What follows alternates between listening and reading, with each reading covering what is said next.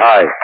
I can see the audience tonight, so I can see also from the size of it, which last time was a black spot in front of my eyes, that there must be many of you here who are not thoroughly familiar with physics. And also a number that are not too versed in mathematics, and I don't doubt that there are some who know neither physics nor mathematics very well. That puts a considerable challenge on a speaker who is going to speak on the relation of physics and mathematics, a challenge which I, however, will not accept. I published the title of the talk in clear and precise language and didn't make it sound like it was something it wasn't. It's the relation of physics and mathematics. And if you find that in some spots it assumes some minor knowledge of physics or mathematics, I cannot help it. It is named. In thinking of the applications of mathematics to physics, it's perfectly natural that mathematics will be useful when large numbers are involved in complex situations. Although, for example, if we took biology, the action of a virus on a bacterium is, if you watch it under the microscope, unmathematical. A jiggling virus finds some spot on an odd-shaped bacterium, and they're all different shapes.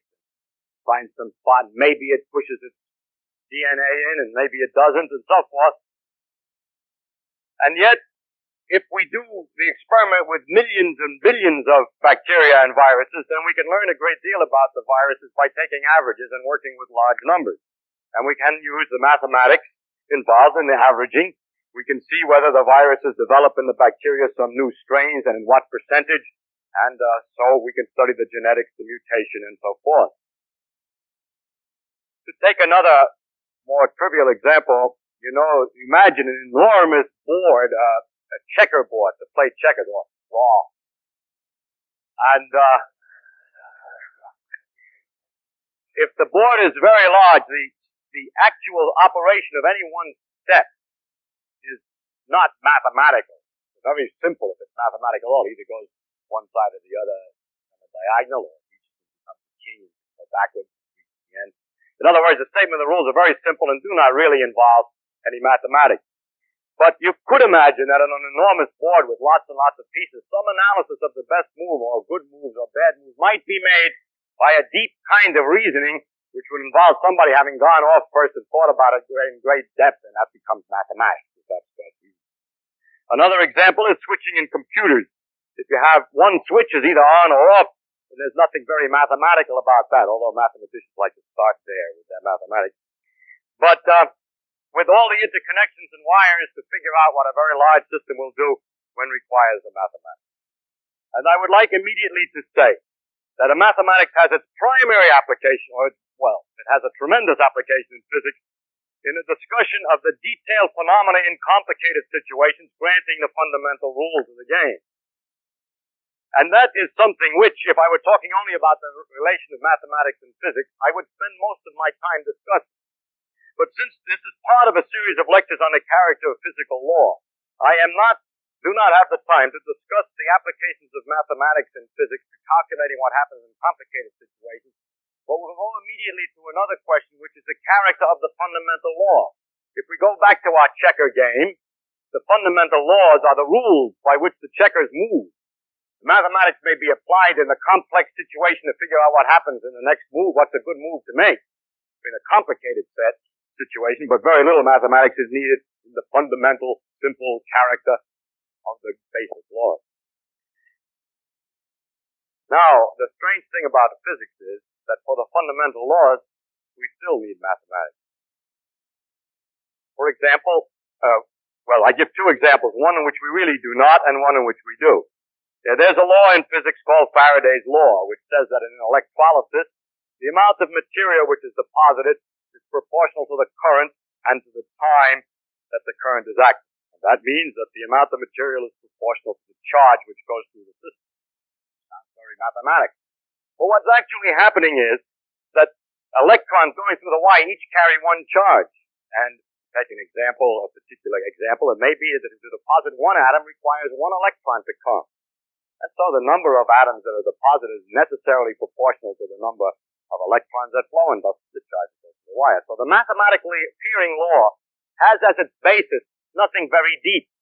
requiring no real knowledge of mathematics, that one electron is needed to each atom in order for it to deposit itself. That's mathematics. I had to say number one. But it's not the kind of mathematics I'm talking about tonight. Now, if we take, on the other hand, Newton's law for gravitation, which has these aspects which I wrote down last time just to impress you with the speed at which mathematical symbols can carry information. We said that the force is proportional to the product of the masses of two objects, and inversely is the square of the distance between them, and that bodies react to forces by changing their speed or changing their motion in the direction of the force by amounts proportional to the force and inversely proportional to their mass. Now that words all right, and I didn't have to write the equation, but nevertheless, it's kind of mathematical, and we would wonder, how can this be a fundamental law? How can this planet out there look, what does it do? It looks at the sun, and it sees how far away it is, and it decides to calculate on its internal adding machine the inverse of the square of the distance, and that tells it how much to move. This is certainly no explanation of the machinery of gravitation. So you might want to look further. And various people have tried to look further. Newton was originally asked, it doesn't mean anything, it doesn't tell us anything, he says, it tells you how it moves. It should be enough, I told you how it moves, not what. But people are often unsatisfied without a mechanism, and I would like to describe one theory which has been invented for, among others, of the type that you might want, that this is the result of large numbers. And that's why it's mathematical. And I give this theory, perhaps you've thought of it yourself. Every once in a while, some student comes running in and suddenly explains gravitation. Suppose that in the world, everywhere, there are flying through us at very high speed a lot of particles that come equally in all directions. They're just shooting by, and once in a while hit us. They bombard us. But we and the sun are practically transparent for them, nearly. But some hit, and so it's not completely transparent. Then look what would happen. If the sun is here, and the earth is here, then if the sun weren't here, there would be particles bombarding from all sides, giving little impulses by the rattle of these bang, the few that hit, which would not shake the earth in any particular direction, because there is many coming from one side as the other, from top to bottom. However, when the sun is here, the particles which are coming in this direction are partly absorbed by the sun because some of them hit the sun and don't go through. Therefore, the number that are coming from this direction toward the earth is less than the number that are coming from the other side, because here they have no opposition from no sun there. And it's easy to see, after some mental effort, that the further the sun is away, the less in proportion of all of the particles are being taken out of the possible directions in which particles can come. So like 5 smaller. And in fact, inversely is the square of the distance. So there will therefore be an impulse toward the sun on the earth that's inversely as the square of the distance, and is the result of large numbers of very simple operations, just hit one after the other from all directions. And therefore the strangeness of the mathematical relation will be very much reduced because the fundamental operation is much simpler than calculating the inverse of the square. This machine does the calculating. These particles bounce. Only trouble with it is that it doesn't work for other reasons. Every theory that you make up has to be analyzed against all the possible consequences and to see if it predicts anything else. And this predicts something else. If the earth is moving this way, more particles will hit it from the front than from the back. If you're running in the rain, more rain hits you from the front of the face than in the back of the head, because you're running into the rain. And so as the earth is moving in this direction, it's running into the particles rather, and running away from the ones that are chasing it from behind. So that more particles hit it from the front than from the back, and there would be a force also sideways whenever there was any motion. This sideways force would slow the earth up in the orbit, and it certainly would not have lasted the at least 4 billion years that it has been going around the sun. So that's the end of that theory. Well, you say that was a good one, though. It got rid of the mathematics for a while. Maybe I can invent a better one. And maybe you can, because nobody knows the ultimate. But up to today, from the time of Newton, no one has invented another theoretical description of the mathematical machinery behind this law, which does anything else but say the same thing over again or make the mathematics harder, and at the same time doesn't produce some wrong phenomena. I mean, they have, like this model does it, but it produces something which isn't true. So there is no model of the theory of gravitation today other than the mathematical form. If this were the only law of this character, it would be interesting and rather annoying. But what turns out to be true is that the more we investigate and the more laws we find and the deeper we penetrate nature, this disease, that every one of our laws is a purely mathematical statement in rather complex and abstruse mathematics. This is relatively simple mathematics. It gets more and more abstruse and more difficult as mathematics. And why? I haven't the slightest idea why. It is only my purpose in this lecture to tell you about this fact. In other words, it's my purpose in this lecture to explain really why I cannot satisfy you, if you do not understand mathematics too well, in trying to explain nature in any other way. It is the burden of this lecture, in fact, to just tell you the facts. That is impossible to answer the honesty, the challenge of explaining in a way that a person can feel the beauties of the laws of nature without their having some deep understanding of mathematics.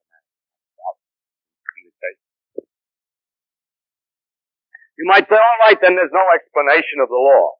At least tell me what the law is. Why not tell me in words instead of in the symbols? Mathematics is just a language, and I want to be able to translate the language. And in fact, I can. And with patience, I think I partly did. I could go a little further and explain more detail. That this means that if it's quite far away, the force is 1/4 as much, and so on, and can convert all these into words. I would be, in other words, kind to the layman, as they all sit, hopefully that you will explain them. And various different people get different reputations for their skill at explaining to the layman, in layman's language, these difficult and abstruse subjects. The layman then searches for book after book with the hope that he will avoid the complexity which ultimately set in even by the best expositor of this type. He reads the things hoping that one after he finds, as he reads, a generally increased confusion, one complicated statement after the other, one difficult to understand thing after the other, all apparently disconnected from one another, and it becomes a little obscure, and he hopes that maybe in some other book there's some explanation the man almost made it, you see. Maybe another fellow makes it right. And I don't think it's possible because there's another feature. Mathematics is not just a language.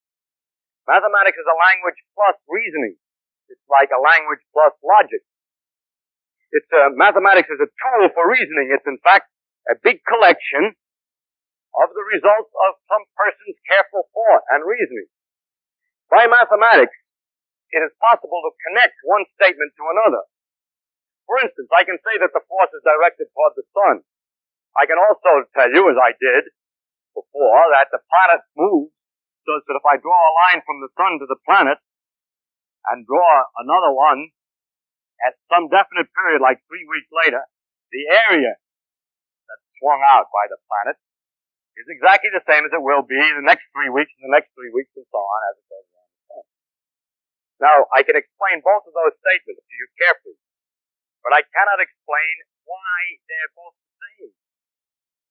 So that if you don't appreciate the mathematics, you cannot see that the great variety of facts, the enormous apparent complexity of nature with all its funny laws and rules, each of which have been carefully explained to you, are really very closely interwoven. That logic permits you to go from one up to the other. It may be unbelievable that I can demonstrate that equal times will be swept out if the forces are directed toward the sun. And just to, if I may try, I will show you one demonstration to show you that those two things really are equivalent. And so that you can appreciate that there's more to merely the statement of the two laws. That the two laws are connected such that reasoning alone will bring you from one to the other. And the mathematics is disorganized reasoning, and that is good to know how to do that. So they will appreciate the beauty of the relationship of the statement. So I'm going to prove, if I may, the relationship that if the forces are directed toward the sun, that the equal areas are swept out in 2 times. So we start, here's the sun, and we imagine at a certain time, let's say the planet is here. And is moving in such a way that, let's say, 1 second later or 1 hour, pick any time, let's say 1 second later. It's moved in such a manner that it has gotten to the position 2. Now, if the sun did not exert any force on it, then by Galileo's principle, it would keep right on going in a straight line. So in the same interval of time, later, the next second, it'll move exactly the same distance in the same straight line to the position 3, were there no force. All right, now first we're going to show that if there's no force, equal areas are swept out in equal time. I remind you that the area of a triangle is half the base times the altitude, and that the altitude is the vertical distance to the base. And that if the triangle is sort of cockeyed, there's a name for it which I forget, obtuse, then the altitude is this vertical height here. See, I know about the triangles, I just don't know the name.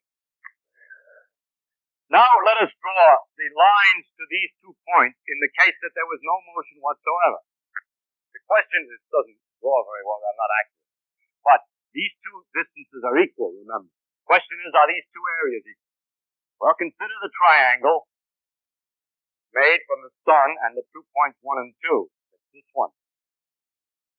What's its area? It's this space multiplied by this height. And what about the other triangle, which is the triangle in motion from 2 to 3?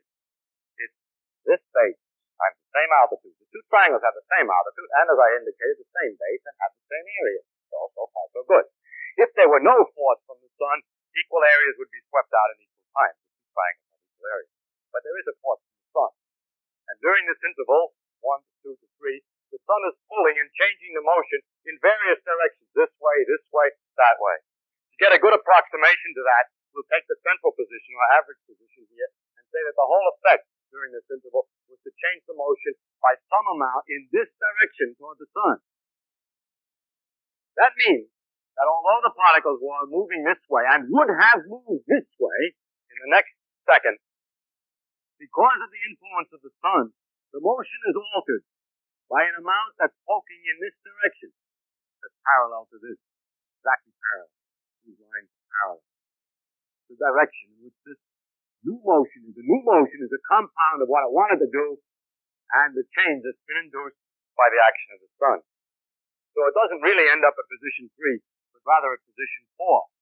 So now we would like to compare, it's getting complicated in the diagram, the triangle 2,4S and 2,3S. I'll show you the closure. Because they have the same base, those two triangles, this one here, and the one that happened when we had no force. The one with force and with no force have the same base. And do they have the same altitude? Sure. Because they're included between parallel lines, and so they have the same altitude. And thus the area of the last triangle I drew is the same as the second one I drew. And that I had proved earlier was the same as the first. So in the actual orbital motion of the planet, the area is the first, in second, and in the second are equal. So by reasoning, we can see a connection between the force, the fact that the force is toward the sun, and that the areas are equal. Not ingenious, no? This was, I borrowed this from Newton. It comes right out of the Principia diagram and all. The letters are different, that's all. Because he wrote in Latin. These are Arabic numerals. But, incidentally, Newton made his proof geometrical like this, and made all his proofs in his book geometrical of this type. Today we don't use that kind of reasoning. We use a kind of analytic reasoning with symbols, which this kind of reasoning requires an ingenuity to draw the right triangles, the correct triangles, to notice about the areas, and to figure out how to do it, you have to be clever. But there have been improvements in the methods of analysis so that one can be quite more stupid. And I write much faster, you're much more efficient then. And I want only to show what it looks like in the notation of the more modern mathematics, where you don't do anything but write a lot of symbols to figure it out. First, we would like to talk about how fast the area changes, and we represent that by area dot. And the area changes because of when the radius is swinging, it's the component of velocity at right angles to the radius times the radius that tells how fast the area changes. So this is the component of the radial distance multiplied by the velocity or rate of change of the distance. Now the question is whether the rate of change of area itself changes. The principle is it's not supposed to change. The rate of change of area is not supposed to change. So we differentiate, so-called, this again, and we put, it'll mean some little trick about putting dots in the right place. And that's all. You have to learn the tricks. It's just a series of rules that people have found out that are very powerful. And this says the component of the velocity at right angles to the velocity. There is none. There is none. Velocity is in the same direction as itself. And the acceleration, which is this thing, the second derivative, or the derivative of velocity, is the force divided by the mass. This says that the rate of change of the area is the component of force at right angles to the radius. But if the force is in the direction of the radius, as Newton said, then there's no force at right angles to the radius, and that means that the rate of change of area doesn't change. I just wanted to illustrate the different kinds of notation. Now, Newton knew how to do this, more or less. Quite different notation, but he wrote everything this way because he tried to make it possible for people to read his papers. He invented the calculus, which is this kind of mathematics, and is a good illustration of the relation of mathematics to physics. When the problems in physics get difficult, we may often look to the mathematicians who have already studied such a thing and have reasoned about such an item before and have prepared a line of reasoning for us to follow. On the other hand, they may not have, in which case we have to invent our own line of reasoning, which will then pass back to the mathematicians, because everybody who reasons carefully about anything is making a contribution to the knowledge of what happens when you think about something. And if you abstract it away and send it to the Department of Mathematics, they put it in the book as a branch of mathematics. Mathematics, then, is a way of going from one set of statements to another. It's evidently useful in physics because we have all these different ways that we can speak of things, and it permits us to develop consequences and analyze the situations and change the laws in different ways and to connect all the various statements. So that, as a matter of fact, the total amount that a physicist knows is very little. He has only to remember the rules for getting from one place to another, and he's able to do it then. In other words, all the various statements about equal times, the forces in the direction of the radius, and so on, are all interconnected by reason. Now an interesting question comes up. Is there some pattern to it? Is there a place to begin fundamental principles and deduce the whole work? Or is there some particular pattern or order in nature in which we can understand that these are more fundamental statements and these are more consequential statements? There are two kinds of ways of looking at mathematics, which for the purpose of this lecture I will call the Babylonian tradition and the Greek tradition. In Babylonian schools in mathematics, the student would learn something by doing a large number of examples until he caught on to the general rule. Also, a large amount of geometry, for example, was known. A lot of properties of circles, theorem of Pythagoras, for example, formulas for the areas of cubes and triangles and everything else. And some degree of argument was available to go from one thing to another. Tables of numerical quantities were available so that you could solve elaborate equations and so on. Everything was prepared for calculating things. But Euclid discovered that there was a way in which all of the theorems of geometry could be ordered from a set of axioms that were particularly simple. You're all familiar with that much geometry, I'm sure. But the Babylonian attitude was, if I make my way of talking what I call Babylonian mathematics, is that you know all these various theorems and many of the connections in between, but you'd never really realize that it could all come up from a bunch of axioms.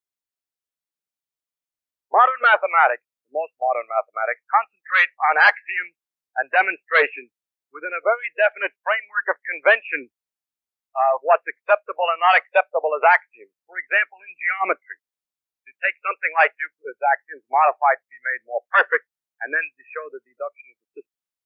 For instance, it would not be expected that a theorem like Pythagoras, that the sum of the squares of the areas of squares put on the sides of the triangle will equal the area of the square on a hypotenuse, should be an axiom.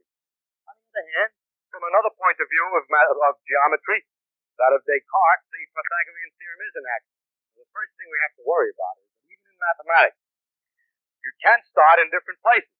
Because of all these various theorems are interconnected by reason, there isn't any real way to say, well, these on the bottom here are the bottom, and these are connected through logic. Because if you were told this one instead, or this one, you could also run the logic the other way if you weren't told that one, and work out that one. It's like a bridge with lots of members, and it's overconnected. If pieces have dropped out, you can reconnect it another way. The mathematical tradition of today is to start with some particular ones which are chosen by some kind of convention to be axioms and then to build up the structures from there. The Babylonian thing that I'm talking about is to say, oh, I happen to know this and I happen to know that and maybe I know that and I work everything out from there. And next tomorrow I forgot that this was true, but I remembered that this was true and then I reconstruct it again and so on. I'm never quite sure of where I'm supposed to begin and where I'm supposed to end. I just remember enough all the time so that as the memory fades and the pieces fall out, I put the thing back together again every day. The method of starting from the axiom is not efficient in obtaining the theorem. In working something out in geometry, you're not very efficient if each time you have to start back at the axiom. But if you have to remember a few things in the geometry, you can always get somewhere else. It's much more efficient do it the other way. And what the best axioms are not exactly the same. In fact, are not ever the same as the most efficient way of getting around in the territory. In physics, we need the Babylonian method and not the Euclidean or Greek method, and I would like to say why. The problem in the Euclidean method is to make something about the axioms a little bit more interesting or important. But the question that we have is, in the case of gravitation, is it more important, is it more basic, is it more fundamental, is it a better axiom to say that the force is directed toward the sun, or to say that equal areas are swept in equal time? Well, from one point of view, the forces is better, because if I state what the forces are, I can deal with a system with many particles in which the orbits are no longer elliptic because of the pull of one on the other, and the theorem about equal areas fails. Therefore, I think that the fourth law ought to be an axiom instead of the other.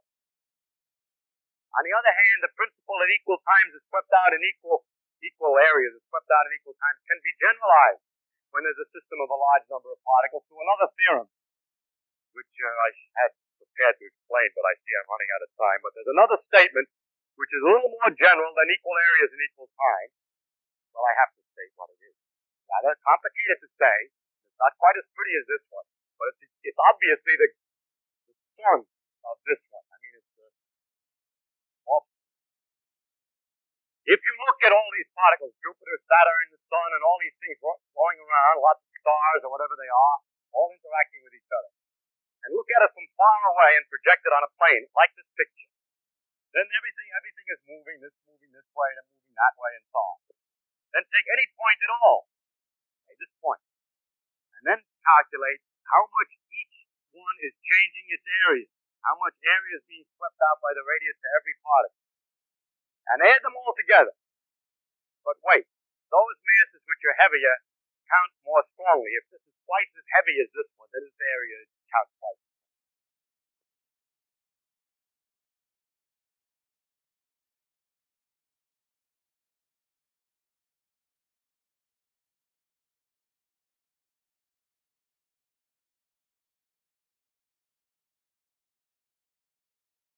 That's doing the sweeping, and the total of all of that is not changing in time. That's the generalization of the other one. Incidentally, the total of that is called the angular momentum.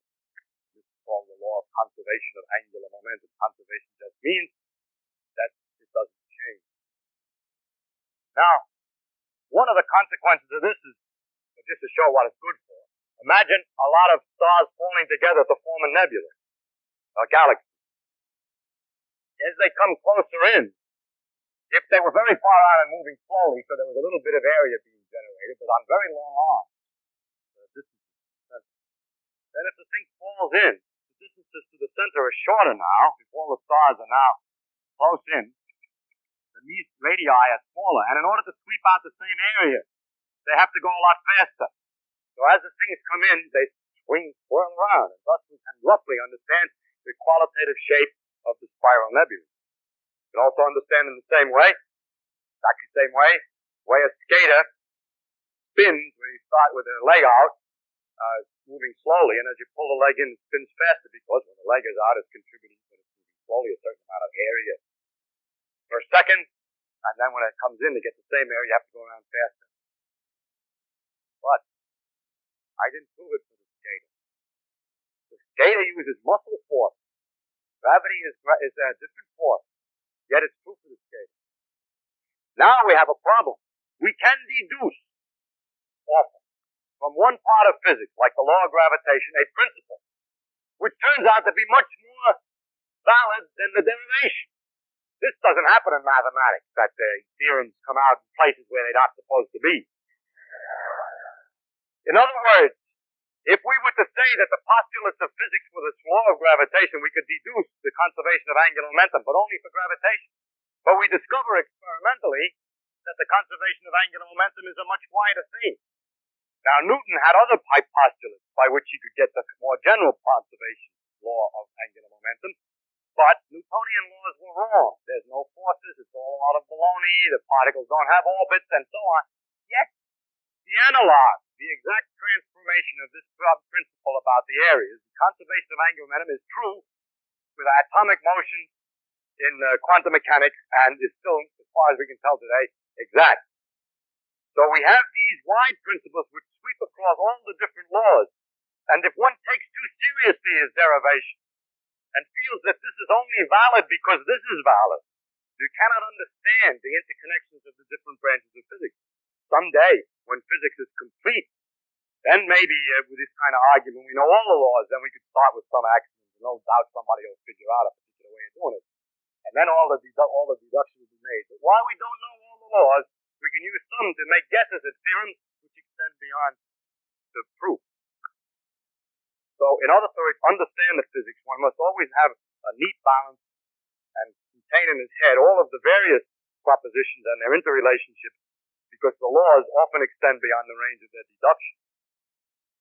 This will only have no importance when all the laws are known. Another thing that's interesting in the relation of mathematics is this. It's a very strange thing. That by mathematical arguments, you can show that you can start from very many different apparent starting points and come to the same thing. That's pretty clear if you have axioms, you can use some of the theorems, but actually, the physical laws are so delicately constructed that the statements of them have such qualitatively different character that it's very interesting. So if you permit me, I'm going to state the law of gravitation in 3 different ways, all of which are exactly equivalent, it turns out. But they sound completely different. One, there's a forces between the objects as described before. And each object, when it sees the force on it, accelerates or changes its motion at a certain amount per second, as I've described before. The regular way, I call it Newton's law. Now there's a completely different. That law says that the force depends on something at a finite distance away. See, it has what we call non-local quality. The force on this depends on where that one is over there. Now you may not like the idea of action at a distance. You can know what's going on over there. Well, then there's another way of stating the laws, which are very strange, and it's called the field way of representing the laws, and it's so very hard to explain, but I just want to give you some rough idea of what it's like. And it says different things, that there's a number at every point in space. I know it's a number. It's not a mechanism. It's the trouble with this whole physics, that it must be mathematical. There's a number at every point in space. Here's a number, and so on. And the number changes, when you go from place to place. If an object is placed at one of these points, somewhere in space, the force on it is in the direction in which that number, I'll call it the name it's given, called a potential, is in the direction in which that potential changes as quick as it can. And the force is proportional how fast it changes as you move. That's one state. Not enough yet, because I have to tell you now how to determine how the potential varies. I could say the potential varies as 1 over the distance from each object. But that's back to the action at a distance idea. However, the force is at a distance, but you can state the law in another way. It says the following. You don't have to know what's going on anywhere outside of a little ball. If you want to know what the potential is here, you tell me what it is on the surface of any ball, no matter how small. You don't have to look outside. You just tell me what is in the neighborhood and how much mass there is in the ball. The rule is this, that the potential at the center is equal to the average of the potential on the little ball surface minus the constant that's over there in the other equation, divided by twice the radius of the ball. Let's suppose the radius of the ball is called A. and then multiplied by the mass that's inside the ball, if the ball is enough. Now you see that this law is different than the other one because it only tells what happens at one point in terms of what happens very close by. Newton's laws tell what happened at one time in terms of what happens in more instance. It gives some instant to instant how to work it out. But in space, it leaps from place to place. But this thing is both local in time and also local in space because it depends only on what's in the neighborhood. And there's another way of representing that. Another way. Now, there's a completely different way. There's a difference in the philosophy, in the qualitative ideas involved. You don't like action at a distance, you can get away without it. Now I'll show you one which is philosophically the exact opposite, in which there's no discussion at all about how the thing works its way from place to place, in which the whole thing is an overall statement that goes as follows.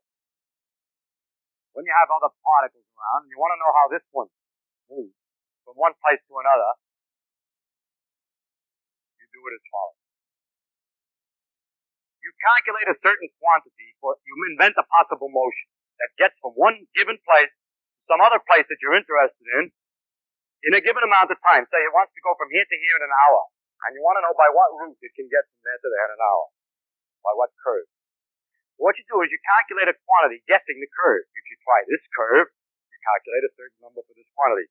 I don't want to say what the quantity is, but for those who have heard of these terms, this quantity on this route is the average of the difference between the kinetic and potential energy. Now, if you calculate this quantity for this route and for another route, you'll get, of course, different numbers for the answer. But there's one route which gives the least possible number for that. And that's the route that the particle takes.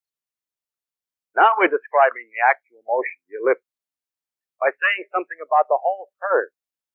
We have lost the idea of causality, that the particle's here, it sees the pull, it moves to here, it goes. Instead of that, in some grand fashion, it smells all the curves around here, all the possibilities, and decides which one to take. So this is an example of the wide range of beautiful ways of describing nature, and that when people talk that nature must have causality, well, you could talk about it this way. Nature must be stated in terms of a minimum principle. Well, you can talk about it this way. Nature must have a local field. You can do that, and so on. And the question is, which one is right? Now, if these various alternatives are mathematically not exactly equivalent, and if for certain ones there will be different consequences than for others, then that's perfectly all right then, because you have only to do the experiments to find out which way nature actually chooses to do it. Most people come along and they argue philosophically they like this one better than that one, but we have learned from much experience that all intuitions about what nature's going to do philosophically fail. It never works. One just has to work out all the possibilities and just try all the alternatives. Now, in this particular case that I'm talking about here, these theories are exactly equivalent. The mathematical consequences in every one of the different formulations of the three formulations, Newton's laws, the local field method, and the least minimum principle, give exactly the same consequences. What do we do then? You will read in all the books, and we therefore cannot decide scientifically on one or the other. It's true. They're not equivalent. They are equivalent. Scientifically, it is impossible to make a decision. But there's no experimental way to distinguish all the consequences. Psychologically, they're very different in two ways. First, philosophically, you like them or don't like them. Training is the only thing you can do to beat that. Second, psychologically, they're different because they're completely unequivalent when you go to guess at a new law. As long as the physics is incomplete and we're trying to find out the other laws and to understand the other laws, then the different possible formulations give clues as to what might happen in other circumstances. And they become not equivalent in psychologically suggesting to us to guess as to what the laws might look like in a wider situation. For instance, Einstein noticed that the law of gravity, he said that he realized that signals couldn't propagate faster than the speed of light for electricity. He guessed that it was a general principle, the same guessing game taking this angular momentum and extending it from one case where you proved it to the rest of the universe. Yes, that it was true of everything, and yes, that it would be true of gravitation. If the signals can't go any faster than the speed of light, it turns out that the method of describing the forces instantaneously is very poor. And in the Einstein generalization of gravitation, this method of describing physics is hopelessly inadequate and enormously complicated. Whereas this one is neat and simple, and so is this one. So we haven't decided it yet. In fact, it turns out that the quantum mechanics says that exactly as I stated, and neither is right, but that the fact that a minimum principle exists turns out to be a consequence of the fact that on a small scale, particles obey quantum mechanics. And the fact is that the best laws at present understood is really a combination of the two, in which we use minimum principles plus local force, local laws. And the present day believes that the laws of physics have to have the local character and also the minimum principle. But we don't really know. So, it's this way, that if you have a structure that's only partly accurate, and something is going to fail, if you write it with just the right axioms, maybe only one axiom fails, the rest remains. That changes one little thing.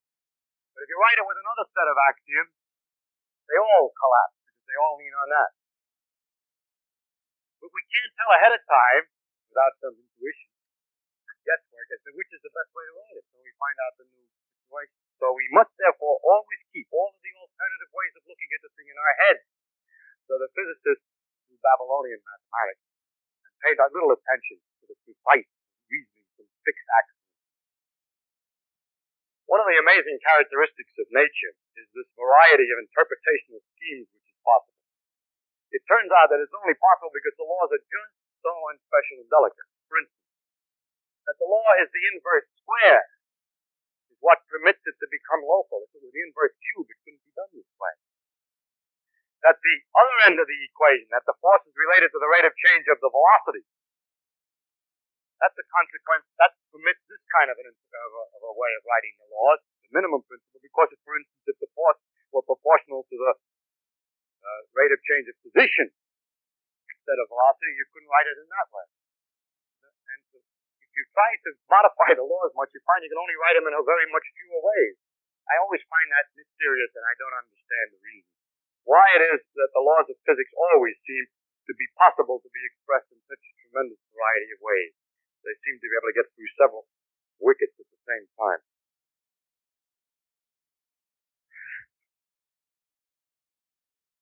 Now I would like to make a number of remarks on the relation of mathematics and physics, which is a little more general.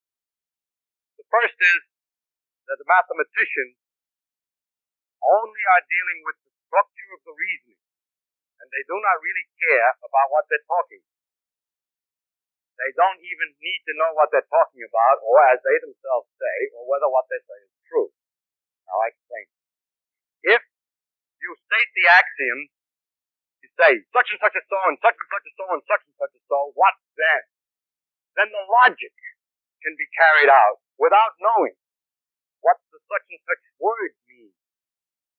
That is, if the statements about the axioms are true, are carefully formulated and complete enough, it is not necessary for the man who's doing the reasoning to have any knowledge of the meaning of these words, and to be able to deduce in the same language new conclusions. If I use the word triangle in one of the axioms, there'd be some statement about triangles in the conclusion, whereas the man who's doing the reasoning might not know what the triangle is.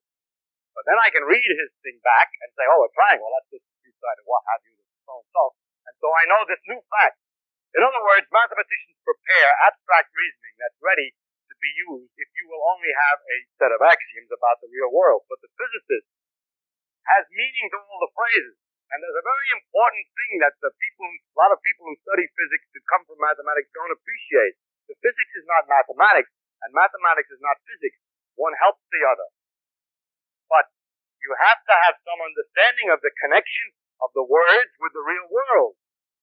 It's necessary to, at the end, to translate what you figured out into English, into the world, into the blocks of copper and glass that you're going to do the experiments with to find out whether the consequences are true. And this is a problem which is not a problem of mathematics at all. I've already mentioned one other relationship that, of course, it's obvious how the mathematical reasonings which have been developed are of great power and used for physics. That on the other hand, sometimes the physicist's reasoning is useful for mathematicians. Mathematicians also like to make their reasoning as general as possible. If you say, I have a three-dimensional space, an ordinary space, I want to talk about ordinary space. You know, you're in it and you measure distances and there's three numbers you need to know where something is. So, breadth, width, and height, three-dimensional space, and you begin to ask them about theorems. Then they say, now look, if you had a space of n dimensions, then here is a theorem. Well, I say, yeah, but I only want the case 3. Well, substitute n equals 3. And then it turns out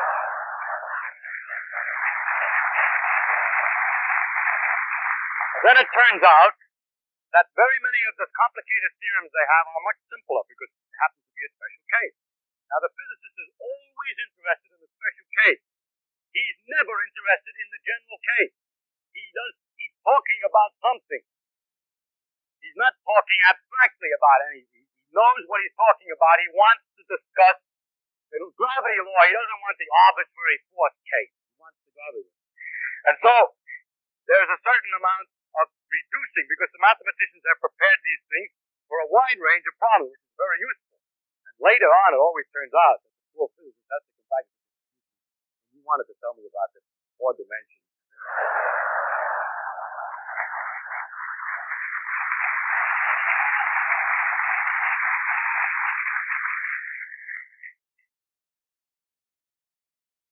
Now,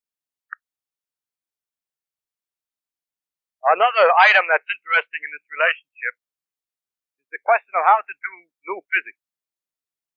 Is it important to have a feeling of kind of I must mention one other item. When you know what it is you're talking about, that these things are forces, and these are masses, and this is inertia, and this is so on, then you can use an awful lot of common sense, seat-of-the-pants feeling about the world. You've seen various things. You know more or less how the phenomenon is going to behave. Well, the poor mathematician, he translates it into equations, and the symbols don't mean anything to him, and he has no guide but precise mathematical rigor and care in the argument. Whereas a physicist who knows more or less how the answer is going to come out can sort of guess part way and go right along rather rapidly. The mathematical rigor of great precision is not very useful in the physics, nor is the modern attitude in mathematics to look at action. Now, mathematicians can do what they want to do. One should not criticize them because they are not slaves to physics. It is not necessary that just because this will be useful to you, they have to do it that way. They can do what they will. It's their own job. And if you want something else, then you work it out yourself. The next point is the question of whether we should get, when we try to get a new law, whether we should use the seat-of-the-pants feeling and philosophical principles. I don't like a minimum principle, or I do like it. Or I don't like action at a distance, or I do like action. The question is, to what extent models help? And it's a very interesting thing. Very often models help, and most physics teachers try to teach how to use these models and get a good physical feel for how things are going to work out. But the greatest discoveries, it always turns out, abstract away from the model. It never did any good. Maxwell's discovery of electrodynamics was first made with a lot of imaginary wheels and idlers and everything else in space. If you got rid of all the idlers and everything else in space, the thing was okay. Dirac discovered the correct laws of quantum mechanics for relativity quantum mechanics simply by guessing the equation. And the method of guessing the equation seems to be a pretty effective way of guessing new laws. This shows, again, that mathematics is a deep way of expressing nature, and attempts to express nature in philosophical principles or in seat-of-the-pants mechanical feelings is not an efficient way. I must say that there is possible, and I've often made the hypothesis, that physics ultimately will not require a mathematical statement, that the machinery ultimately will be revealed, just a prejudice like one of these other prejudices. It always bothers me that in spite of all this local physics, what goes on in a tiny, no matter how tiny a region of space, no matter how tiny a region of time, according to the laws as we understand them today, takes a computing machine an infinite number of logical operations to figure out. Now, how can all that be going on in that tiny space? Why should it take an infinite amount of logic to figure out what one stinky tiny bit of space-time is going to do? And so I made a hypothesis often that the laws are going to turn out to be, in the end, simple, like the checkerboard, and that all the complexities subside. But that is of the same nature as the other speculations that other people make. I like it, you don't like it. It's not good to be too prejudiced about it. To summarize, I would use the words of Jeans, which said that the great architect seems to be a mathematician. And for you who don't know mathematics, it's really quite difficult to get a real feeling across of the beauty, of the deepest beauty of nature. C.P. Snow talks about two cultures. I really think that those two cultures are people who do and people who do not have had this, people who have had and people who have not had this experience of understanding mathematics well enough to appreciate nature. It's too bad that it has to be mathematics, and that mathematics for some people is hard. When one of the kids reputed, I don't know if it's true, that when one of the kings was trying to learn geometry from Euclid, he complained that it was difficult. And Euclid said that there's no royal road to geometry. And there's no royal road. It's not the we cannot, as people who looked at this thing as citizens, cannot convert this thing to any other language. You have, if you want to discuss nature, to learn about nature and to appreciate nature, it's necessary to find out the language that she speaks in. She offers her information only in one form. We are not so humble as to demand that she change before we pay any attention. It seems to me that it's like all the intellectual arguments that you could make would not in any way, or very, very little, will communicate through deaf ears what music, the experience of music really is. And all the intellectual arguments in the world will not convince those of the other culture. The philosophers who try to teach you by telling you qualitatively about these things. Me, who's trying to describe it to you, which is not getting across, because it's impossible. We're talking to deaf ears. And it's perhaps that the horizons are limited, which permit such people to imagine that the center of the universe of interest is man. Thank you.